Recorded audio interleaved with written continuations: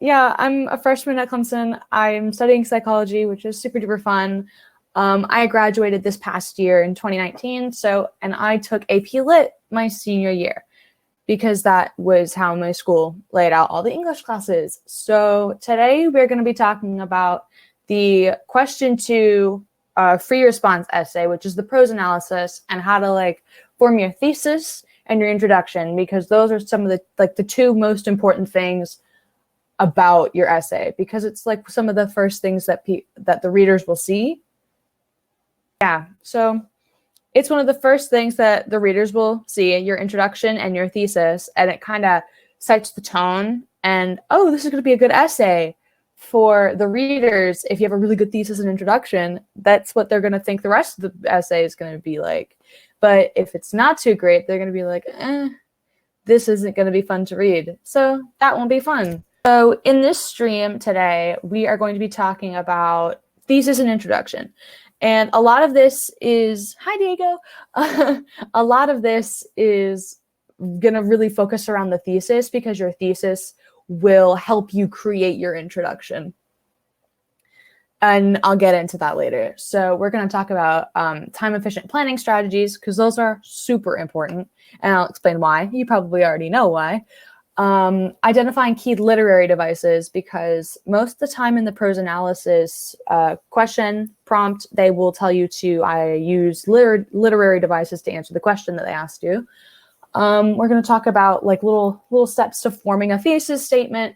I'm going to go through an example of how I kind of think through reading a passage and forming a thesis statement from that with the prompt they gave me.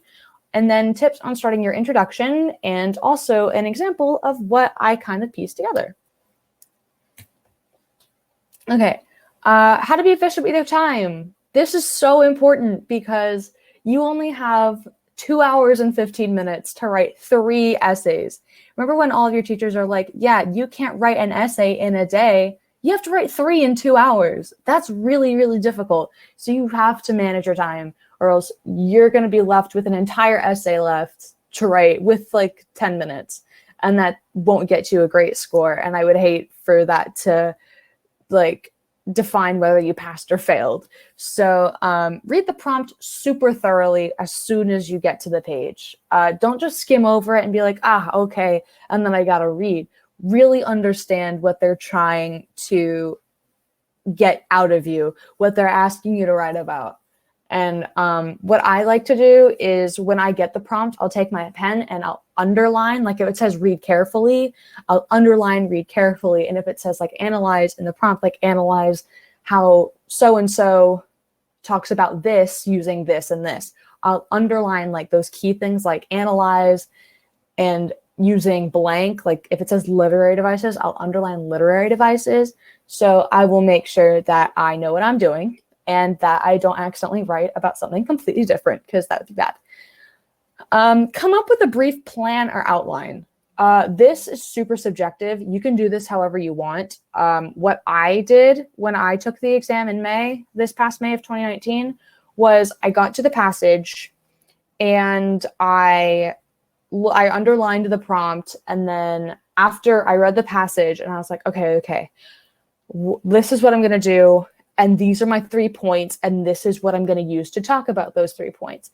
And I'm not going to say that just don't spend too much time on your planning, because also as you write, it can kind of fall into place. And you can notice little things when you go back to look at something you needed to quote, and you'll find a new quote in the passage where like, oh my gosh, this works so much better than the one I just underlined, because maybe you missed it because you were reading it kind of fast. So I feel like that is really important. Hi, Marianne. I just feel like coming out with an outline for what you're going to write about is really important. Make sure to watch the clock. Don't keep your eyes glued to it, but make sure you know how much time you have left, because as I mentioned before, it would not be good if you finished your question 2 essay. It was so good. You're moving on to the question 3 essay about like the book of your choice, and you have 15 minutes or 10 or 5 minutes. And then you start to panic and you don't know what to do, and you just write something. but it's not going to get you a good score. So I would definitely watch the clock, keep like your time in like chunks, allow yourself about the same amount of time for each, except like if you know that the question 3 essay is going to be a lot harder for you to write about, give yourself a little bit extra time. And if, let's say, the question 2 is like a breeze for you, you can spend less time on that one. So you can alter it to your needs. I know that the poetry analysis essay took me forever to write, but then I got to question 2 and question 3, and they were a lot easier to write about. So I didn't need to take up all that much time on them in order to like get the point across that I needed to get the score. Identifying key literary devices. So a lot of the time, really most of the time in question 2 essays, they will, they'll give you a prompt and it says, analyze how so-and-so did so-and-so using literary devices. That's usually always what it's about. So it's really important to identify those key lit devices, make sure you know them when you see them, like make sure that you can identify juxtaposition, metaphor, simile, diction, attention to detail, even though that's not really a literary device. I've seen a lot of people use attention to detail in their essays and get really high scores on them. So that is super important. Things like personification and like other syntax things, super, super important to underline those. Go through the passage and identify any literary device you can find. Just as you're reading, that's a simile, underline. That's a metaphor, underline. That's personification, underline. So you have all of these lit devices you can go back and look at and be like, okay, what are my literary devices that I'm going to write about going to be? And that leads me to my next point, which is talking about identifying the 3 most common or poignant devices that you found in the passage. Usually these are like similes, metaphors, imagery, diction. Those are really easy to pinpoint and write about. I know that a lot of people use those. So if you can find any other ones like juxtaposition or other syntax devices or personification or like tone shifts and stuff, that will, and you write about them well, that'll really impress the readers because it will be something that they haven't read a million times probably, because they've probably read 1,000 this is explained with a simile paragraphs when they're reading these essays. And like I said, it doesn't have to be super common. It could be one that totally stands out and you could write a full page on why that particular example of that lit device fits perfectly with the prompt. And that's totally fine. Just make sure you can write about it. Because if you kind of jumble around with it, it kind of sounds like you have no idea what you're doing, which isn't good. So yeah, just find some literary devices, find out which 3 you're going to write about, 2, 3. I recommend the more the merrier, because it gives you more evidence to back up your claim. So yeah, that's some tips on identifying key literary devices. If you have any questions about anything I'm talking about, feel free to ask a question. It's on the bottom of the screen. It says ask a question. And like people, make sure you ask a question if you have a question, or you can just type it in the chat and I will respond to it as soon as I can. Okay, forming your thesis statement. Hooray, this is super fun and exciting because this is the most important part of the essay. This is the backbone of the essay. This is the glue. This is what holds it all together. This is like it's the most important part of the essay. So obviously you should know at least that the thesis statement is your claim. It's your call to action. This character does this using this, this, and this. It outlines your entire body paragraphs. It outlines most of your essay. And it's really, really important to have a good thesis, because if you have a bad thesis, it may come off like you have a really bad essay going forward. But if you have a really strong thesis, it'll support your body paragraphs, and it will give them more sustenance. Yeah, sustenance. And it'll give it more. It'll be not as basic. And with these kinds of essays, you definitely want to stand out in a good way to the readers, because they're reading probably the same exact 3 lit devices over and over and over again. But even if you do use like simile, metaphor, and diction, if you have a really interesting thesis statement, you could totally flip their brain around and be like, oh, this is going to be really interesting. And I love it, and I'm going to read it.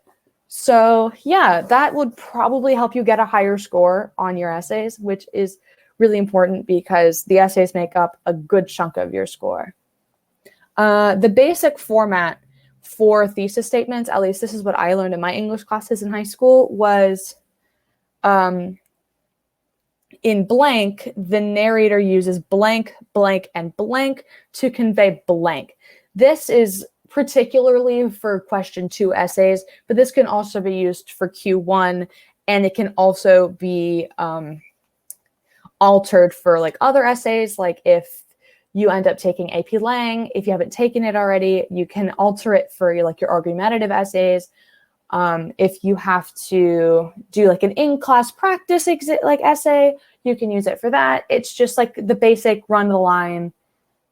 If you don't know how to write a thesis, fill in the blanks. You can alter it to your taste, how you feel the thesis should sound, like the tone of your essay. If it's should be more scholarly sounding or more laid back, you can alter it to your needs or what you think would be best for your personal essay. Use what you underlined for like what I talked about in the previous slide, like underlining your lit devices. Make sure you mention the lit devices that you're underlined, because I mean, it's just common sense at that point, because that's why you underlined them. You needed to put them in your thesis. And connect your example back to your thesis when in your body paragraphs. Like if you say, Sally sounded sad when she used this simile, and then go into a little bit more detail about the example, and then at the end of that body paragraph describing that particular lit device, make sure you definitely connect it back to your thesis to kind of round things out and really show that you understood the passage, you understood the prompt, and you were able to clearly find examples that fit the prompt. Okay, you're gonna have to read all of this, I promise. If you, I don't know if any of you did, but I used this in the last stream I did, which is about multiple choice strategies in practice. But I'm going to use the same passage because I think it's a really good passage to use. It's like a good like introductory passage to use, I think. This is from a book called The Poison My Bible. I read this in AP Lit last year. It was such a good book. It's by Barbara Kingsolver. Highly recommend. Anyways, in this book, the narrator of this particular section, her name is Orleana Price, and her family, her husband and her 4 daughters are like evangelical Christians. They live in Bethlehem, Georgia, and they went on a mission trip to the Belgian Congo, just on a mission trip to the Congo to try and convert the Congolese people to Christianity. And that doesn't work out very well. It just hits the fan, and it's not good. Her entire family really just falls apart. If you want to read it and want to know how it fell apart, highly recommend it. It's a long book, but it's super, super good. So I'm going to go through and I'm going to show you what I underlined when I read this passage and when I found it. The prompt that I came up with was read the passage carefully from the Poisonwood Bible by Barbara Kingsolver. Then analyze how the author uses literary devices to convey the narrator's feelings and emotions when reflecting on her experience in Africa.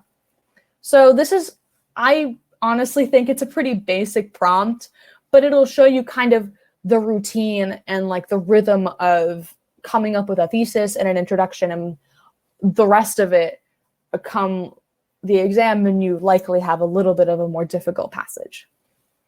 So this is what I ended up underlining. It isn't a lot, but I'm able to use this as evidence in my Q2 essay, and I will show you that when I get to like the thesis that I came up with. So in the second paragraph, I highlighted the words washed up and riptide in the sentence. I had washed up there on the riptide of my husband's confidence and the undertow of my children's needs. Now, I underlined washed up and riptide as like part of diction because she could have used totally different words, but she didn't. I feel like she wanted to feel like this was a shipwreck, that she had no choice. This wasn't her doing. She couldn't do anything to control it. She washed up there. She just ended up there. And she was kind of on the back burner because she has 4 children with her and her husband, who is like the pastor leading this mission. And the whole reason why the whole mission hits the fan is because the Congolese advised them to leave because of some political uprisings and some concerns with the Congolese like people that they should probably leave for their own safety because of just uprisings within the Congo itself, and the Congolese people not being too fond of these people for trying to convert them to Christianity. But Nathan Price, that's the husband's name, he says, no, we're going to stay and I'm going to carry out the word of God like God wants me to. And that's really just what kicks it off. But he was so confident and she just wanted to support him. So that is why she said she watched up on the riptide of her husband's confidence and the undertow of my children's needs. I probably should have underlined undertow too, because undertow kind of is in line with that like beach, shipwreck, nautical connotations to these words.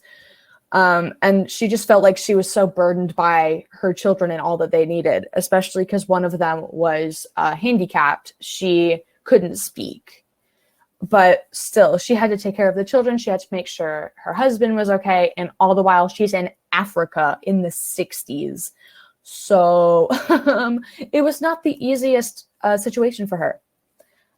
In a couple of lines down, I highlighted shed me like a husk from the start in the sentence. My firstborn and my baby both tried to shed me like a husk from the start, and the twins came up with a fine interior sight with which they could simply look past me at everything more interesting. I highlighted shed me like a husk because it's a simile. So you can use shed me like a husk to kind of picture her children just leaving her in the dust, like just leaving her behind and doing whatever else they wanted to. Her firstborn, I think, is around 15 or 16, and the youngest, the baby, she's not actually a baby. She is about 5 or 6, but still, she just feels really alone and that she isn't needed. And then a couple of lines down, it talks about, I highlighted another simile, which is hell hath no fury like a Baptist preacher. This is kind of ironic because he's a Baptist preacher and it's talking about hell. So that's funny. I think it's funny. Again, I highlighted it because it was a simile, and hell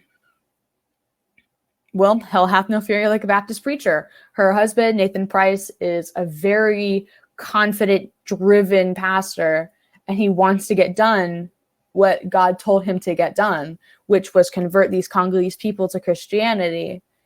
So that is another example of a simile that we could use to answer the question, which is how the author uses literary devices to convey the narrator's feelings and emotions.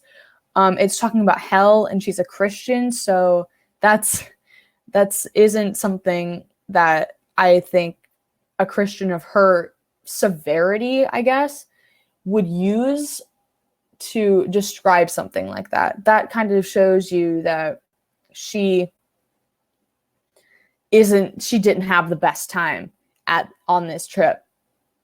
On the next column, there's a huge chunk that's highlighted. It says, I saw a family of weaver birds work together for months on a nest that became such a monstrous lump of sticks and progeny and nonsense that finally it brought their whole tree thundering down. So I personally think this is some form of allegory for her family. They came to the Congo, they came to Africa, they built a reputation there. They started living there, meeting other people in the village where they were. It's called Kilanga, interacting with the Congolese people of the village where they were, and really just finding out who they were and how,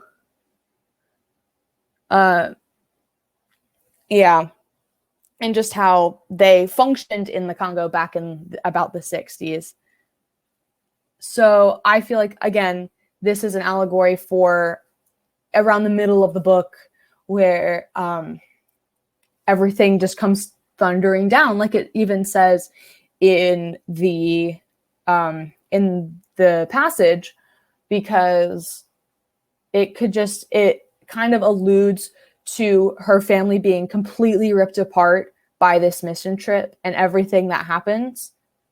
So that is totally why I underlined that, and that I think if I were actually writing this essay, this would be a huge part of of how I explained the use of allegory in the passage to convey her emotions and feelings and stuff. I highlighted another simile, which is memories rise out of me like a buzz of flies from a carcass. Those are very graphic, descriptive words. And like, memories rise out of me like a buzz of flies from a carcass. A carcass is a dead body of a human, an animal, doesn't matter. But buzzing, like the buzzing of flies around a dead body isn't something that you'd like to think about. Like, I kind of just like cringe when I think about it. So obviously it's in the sentence where it says, now that every turn in the weather whistles and ache through my bones, I stir in bed and the memories rise out of me like a buzz of flies from a carcass. The memories of the trip she went on, all the things she experienced, all the bad things she experienced too, with like fighting with her daughters and her husbands, fighting for survival, trying to make peace with the villagers in Kilanga. But yeah, that's why I highlighted that. And it shows that she was low-spirited about it. She's very, very, like, she talks about it in a depressing way. There's like no form of optimism anywhere in this passage. I also highlighted a little bit down, Africa and I kept company for a while and then parted ways as if we were both party to relations with a failed outcome. This is personification because it gives Africa some human traits. Like a country can't keep a human company in like literal sense. It can't like play cards with a human. Like Italy can't play cards with me. That'd be really cool if it did, but you can't. But yeah, Africa and I kept company for a while and then parted ways as if we were both party to relations with a failed outcome. So obviously, Orleana, the narrator, and the mom and the wife, didn't stay in the Congo forever. She ended up returning to the United States after this is all over, and that's when she's writing this. Africa and I, yeah. Sorry, I'm just like looking over this again. I have this entire thing running through my head right now. But as if we were both party to relations with a failed outcome. That's the big part of this personification, because it's talking about how they met, but they weren't going to be like best friends. If they were like both human beings, they weren't going to get along. And that's kind of how Orleana feels with, like, in her relationship with the Congo and Africa as a whole. Because when she gets there, she's kind of alone. Her children are trying to assimilate themselves with the Congolese. Her husband is off preaching to the Congolese people, and she's just kind of left alone. So she has some other people in the village to keep her company, the nature, her surroundings to kind of keep her occupied. And then with a failed outcome, the village of Kilanga and really all like the Congo just kind of turn their back on her in a way, I think, just because of all the stuff that ends up happening. And you can kind of infer all of that too, just reading this passage. I know that it doesn't give a whole lot of like background knowledge around the book, but that's why I mentioned it earlier. And then at the very bottom of the second column, I highlighted a whole chunk of rhetorical questions. What is the conqueror's wife if not a conquest herself? For that matter, what is he? When he rides in to vanquish the untouched tribes, don't you think they fall down with desire before those sky-colored eyes and itch for a turn with those horses and those guns? So this is kind of like a why moment, like why? Super dramatic, right? What is the conqueror's wife if not a conquest herself? How I personally interpreted this was she was obviously the wife of Nathan Price, the Baptist preacher who wanted to conquer Kilanga for Christianity, I guess. You could put it that way. But I got a question. So we can use rhetorical questions as a literary device? Yes, that is a literary device because it can show a lot of emotion and a lot of feeling and what they're kind of going through in their mind, like almost like a why me moment. Like, why did this happen to me? Like, you know, like kind of a to the sky, like apostrophe almost, if you guys learned about that particular device. Apostrophe is kind of like a talking to God moment. But yes, you can use rhetorical questions in the essays. At least I think I did in mine actually last year. Going back to the rhetorical questions that I underlined or highlighted, I guess. For that matter, what is he? Or wait, no, if not a conquest herself, sorry. So she kind of had to convince herself that this was all part of God's plan, that everything was going to be okay, even though she knew it wasn't. She was a conquest. Nathan Price likely had to convince her to go on this trip because she probably had doubts about it too. And she had to convince herself that everything was going to be okay. And it wasn't. So for that matter, what is he? When he rides in to vanquish the untouched tribes, don't you think they fall down with desire before those sky-colored eyes? This is, I'm going to say, like, this may come out weird, but almost like a racially charged rhetorical question. This is set in, like, she's writing this mission trip happened in around 1960. It says at the very beginning, in the year of our Lord 1960 on the top. But obviously, living in the American South in 1960, the Civil Rights Act had not passed. That passed in 1964. And this was 4 years prior when a lot of the civil rights stuff started to ramp up, but not quite. So, and the Prices are Caucasian people. They are white people from Georgia. And so their frame of mind is what a lot of white people thought back in 1960 in the American South, is that segregation should be a thing, that white people are superior to people of color, and so on and so forth. And when she says, when he rides in to vanquish the untouched tribes, meaning that she thought that these people were totally untouched to modern civilization, which was not the case at all. It was back before the scramble for Africa, which was in the late 19th, early 20th century, when Europe kind of went to Africa and claimed all the territories or countries that we know today as their own. That's when they kind of became untouched, or when they weren't untouched, I guess. They became more modern or more aware of modern civilization and technologies and stuff like that. So don't you think they fall down with desire before those sky-colored eyes?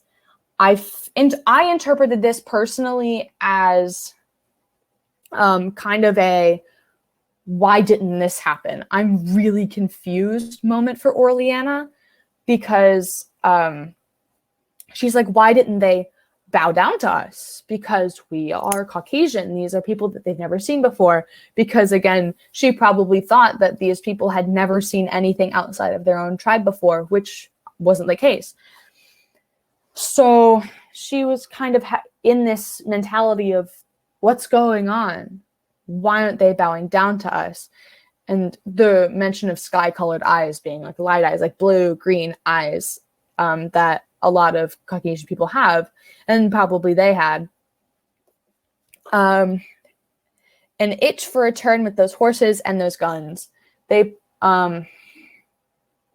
this is also like interpreting that they were not a very developed area, and that they were like completely untouched, like something out of like a history book, like the Native American tribes were before the Europeans came to the New World and showed them all of these things. When they first saw those things, they were like, whoa, we have never seen that before. That's so cool. What is it? And I feel like Orleana had this perception that they would be the same way. Again, because she thought that they were like in Timbuktu or something when they were just in the Belgian Congo. But they had probably seen horses before and seen guns before, and they probably don't have the best like opinion behind guns. They've probably been used against them to give away land, give away our like give up houses, food, water, shelter, even people, maybe, if they were being unruly. So they probably don't have the best view of like guns and stuff. So Orleana, again, was kind of like, what's going on? Why aren't they bowing down to us? Why are we not feeling as superior as we think we should? And this kind of also goes in to explain how low-spirited she feels about this. It's like, I thought we were going to be like the cream of the crop here in the Congo, but they didn't care, which obviously is not very optimistic of Orleana. So that is what I highlighted in this passage. I hope that made sense to everybody. It does to me, obviously, because I highlighted it. But I feel like these are some pretty good examples in this particular passage. And so now I'm going to go through and show you what I did for my thesis statement. So the three most common or poignant literary devices that I found in the passage were simile, allegory, and rhetorical question, because there were like three examples of simile that I could use in my simile paragraph, that really big allegory at the top of the second column, and rhetorical questions that we just talked about at the bottom of the second column. And using the like kind of template that I put in earlier, I just filled in the blanks for this one. In the Poisonwood Bible by Barbara Kingsolver, Orleana conveys her regretful and low-spirited emotions upon reflecting on her time in the Congo using simile, allegory, and rhetorical questions. That is a very basic thesis statement, but it's strong because it identifies what kinds of emotions that the reader identified when reading the passage and what literary devices were identified to like lead to those claims. Rebecca just asked, what is an allegory? An allegory is kind of like an analogy. Like if my brother stole my goldfish bag of crackers from me or something, I'd be like, that's so rude. That would be like stealing bread from a homeless person. It's an analogy. That's really what an allegory is, but more in like a literary context. What is meant by low-spirited emotions?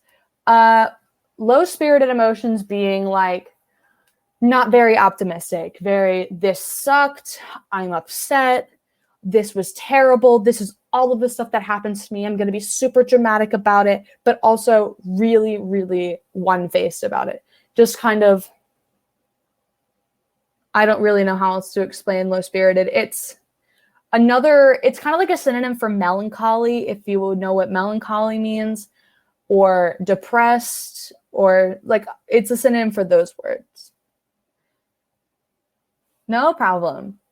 So yeah, that was the very basic thesis statement that I came up with. You can also like alter the wording of this to your liking. If you wanted to make it more academic or scholarly or more eloquent, I guess, using bigger words, formatting it in a more mature way. This is just a super basic idea of what you could write if you didn't really know how else to word it. Starting your introduction. This is obviously the very beginning of your essay. So you have to make it sound interesting. You got to draw people in, because if you were watching someone give a speech, for example, and the beginning, before they got to what they were actually going to talk about, like the introduction to their speech, if it's boring, you're not going to pay attention to the entire speech. You're probably going to fall asleep. So I think the same thing goes for writing essays. So you have to make the intro sound interesting, and because the intro is what draws people in.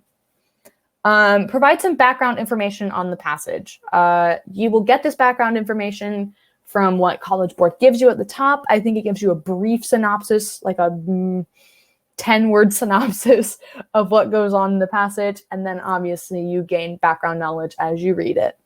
So make sure to put that in your introduction as kind of like not really a buffer, but some supporting evidence for why you're writing what you're writing.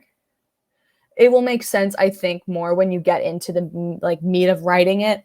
It's like, Orleana went on this mission trip to the Congo and it was awful, and that's why she has low-spirited emotions upon reflecting on it. That's a good example of the passage we're working on today. Your last sentence should be your thesis statement. Anna just asked, should we provide some historical context? If it's explicitly mentioned, like if the passage is blatantly about like World War II, you could, like Pearl Harbor, for example, you could definitely use some historical context with Pearl Harbor, because most people know about Pearl Harbor. But if it's something that isn't explicitly mentioned, and for example, if the passage just so happens to be taking place in America in the 1860s, I wouldn't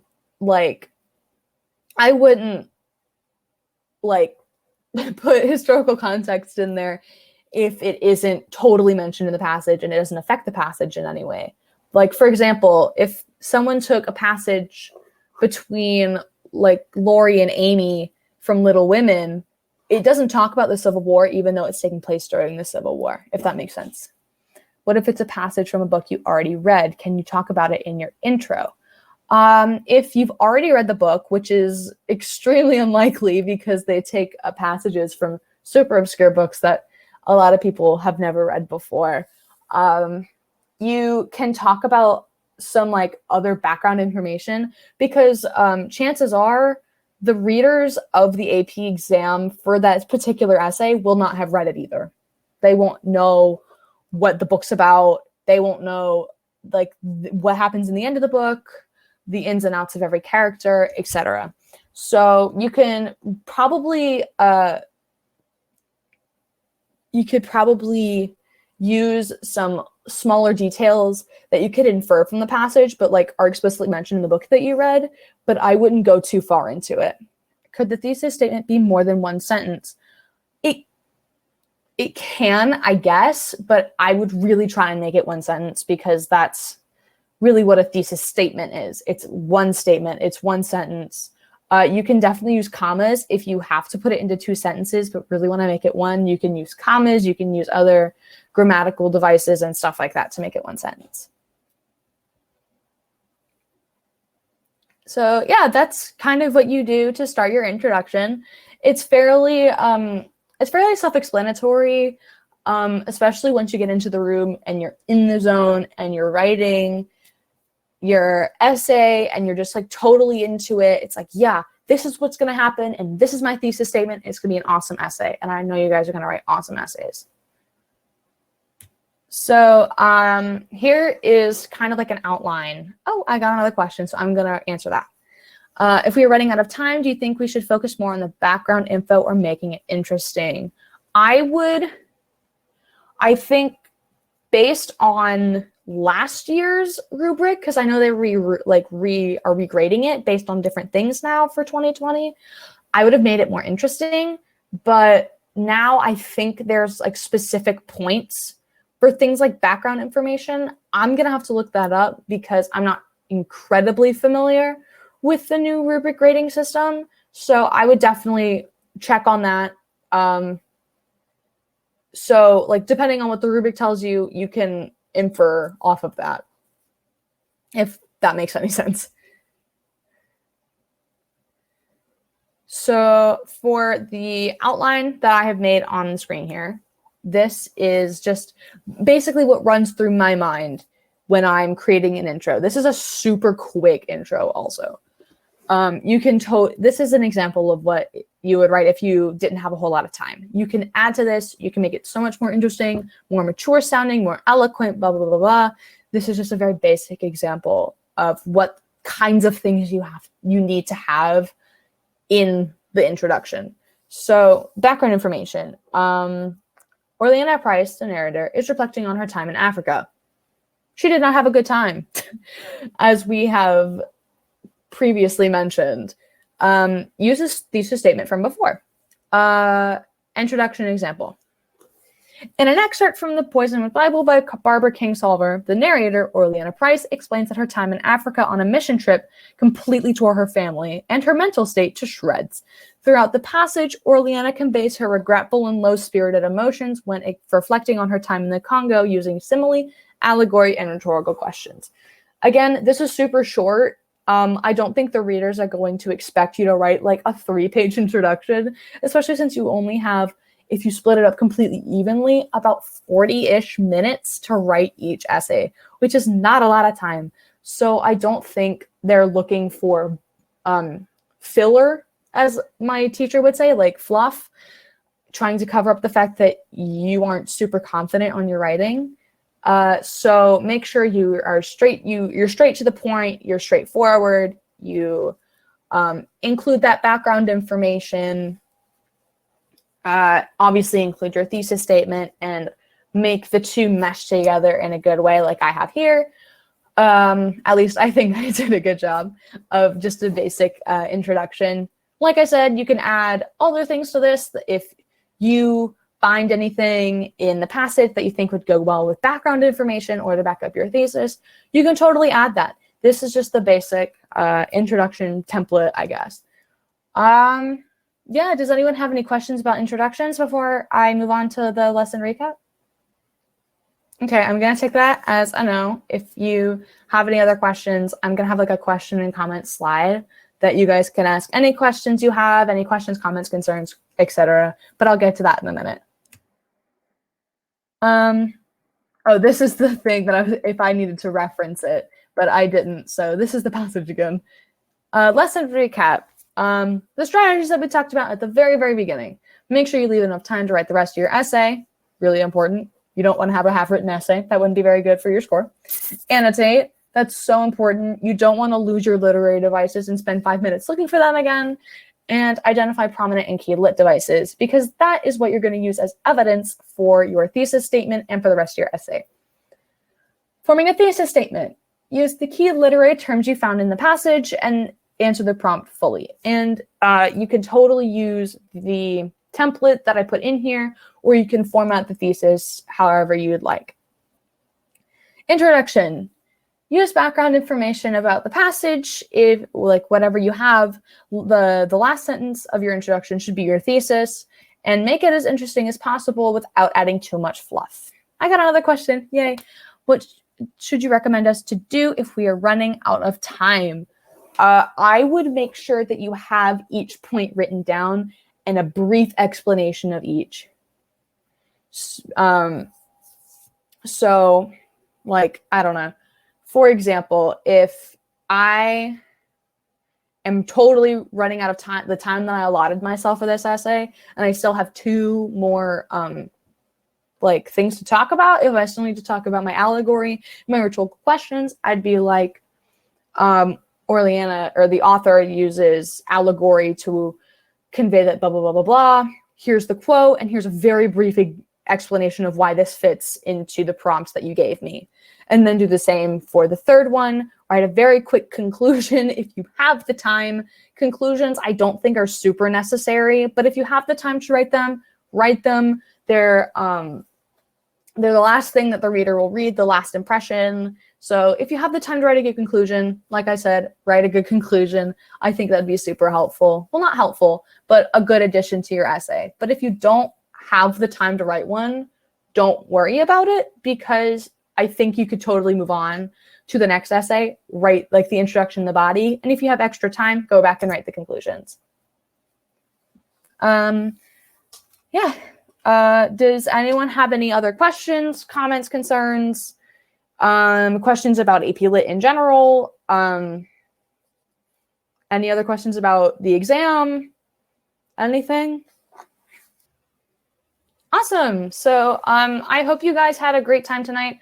I know that it's almost 9 o'clock on a Monday, but I hope this helped you guys with your stuff for your AP exam. I know probably right now it's March, so you're probably running through a bunch of practice, maybe timed writings.